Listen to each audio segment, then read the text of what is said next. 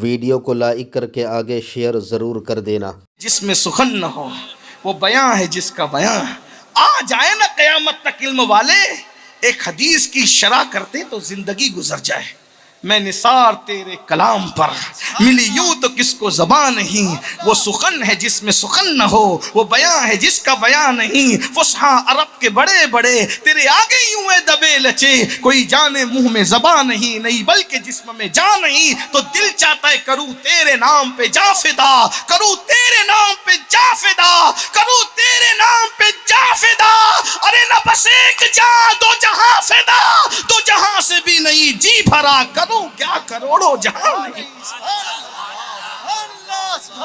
ہمارے نبی کی زبان سے نکل گیا، جاؤ تحقیق اور ریسرچ کرتے رہو، زندگیاں ختم ہوگی۔ ایک حدیث کو ایسا سمیٹا ہے، سمندروں کو سمیٹا ہے، سمندر کو نہیں سمندروں کو سمیٹا ہے۔ کوا نہیں کہا، گید نہیں کہا، چیل نہیں کہا، کیا کہا؟ کتا۔ امام غزالی کہتے ہیں کتا کہنے کی حکمت کیا تھی؟ یہ نبی کی شان۔ حالانکہ جس دور میں یہ بات کہی جا رہی تھی اس دور میں کتے جنگلوں میں رہا کرتے تھے، کتے بستیوں میں تو آج آئے ہیں آپ کے کرم کی وجہ سے۔ ہنسنے کی بات نہیں ہے، ماں باپ کو گھر کے باہر نکال کے کتوں کو بستر میں لے کے سو رہے ہو، یہ تمہارا کرم ہے۔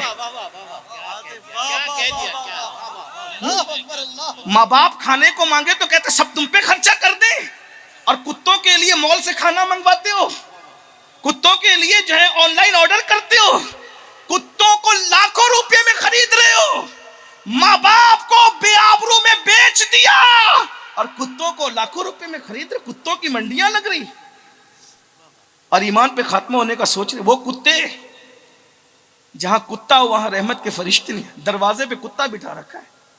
کتا پالنے کے لیے بھی علماء نے کچھ شرائط بیان کی، بغیر عذر کے کتا پالنے کی اجازت نہیں۔ کتا پالنا فیشن ہے، کتوں کو کاروں میں لے کے گھوم رہے ہو، ماں باپ کو اولڈ ہاؤس پہ پہنچا رکھا ہے، کتوں کو چوم رہے ہو، بیماریاں نہ پھیلے گی۔ کتے چومنے کی چیز تھی، چومنے کے تو ماں باپ کے ہاتھ تھے، چومنے کی چیز تو ماں باپ کے ہاتھ تھے، جس کے ہاتھوں کو چومنا جنت کی چوکھٹ چومنے کے مترادف قرار دیا گیا۔ چومنے کی چیز تو ماں باپ کے قدم تھے، ارے چومنے کی چیز تو غریب نواز کی چوکھٹ تھی، چومنے کی چیز تو غوث پاک کی چوکھٹ تھی۔ صاحب بہجت الاسرار لکھتے ہیں بڑے بڑے محدثین غریب غوث پاک کی چوکھٹ چوم کر اندر جاتے تھے، اور چوکھٹ چومنے سے خدا نے بہتوں کو ولایت عطا کر دی۔ لیکن 1857 کے بعد کے پرائے مال کو کیا کہیے، انہوں نے تو سب چیزوں کو بدعت کے، اس کو نہیں چومنا اس کو نہیں چومنا، چومنے سے اتنا ڈرایا کہ اب قوم کتے چوم رہی ہے۔ ظالموں، اگر تم نے انگوٹھے چومنے دیے ہوتے تو قوم کتوں کو نہیں چومتی، اگر تم نے ماں باپ کے ہاتھ اور پیر چومنے دیے ہوتے تو قوم کتے بلیوں کو نہیں چومتی۔ اس لیے کہ انرجی ایک طرف جب مثبت میں خرچ ہوتی ہے تو انسان منفی کی طرف نہیں جاتا۔ الحمدللہ میں شکر کے طور پہ کہہ رہا ہوں، آج بھی اکثریت ان کی جو انگوٹھے چومتے ہیں ان میں سے کوئی کتے کو چومتا نظر نہیں آ رہا۔ نعرہ تکبیر، نعرہ رسالت، جو ماں باپ کے رسالت، نعرہ رسالت، جو ماں باپ کے ہاتھ پیر چومتے ہیں۔ ایک بات کہوں، یہ مکافاتی عمل ہے، قدرت بڑی غیرت مند ہے۔ کہ میرے یاروں کی چوکھٹ کو چومنے کو شرک کہو گے تو پھر کسی اور کو چومواؤں گا۔ من یہدہ اللہ فلا مضل لہ ومن یضلل فلا ہادی لہ۔ قدرت بہت باغیرت ہے، قدرت بہت باغیرت ہے، قدرت کی غیرت بہت ہے، وہ بہت غیور ہے۔ اس کے یاروں سے رخ پھیرو گے تو کدھر جاؤ گے؟ جو تیرے در سے یار پھرتے ہیں در بدر یوں ہی خار پھرتے۔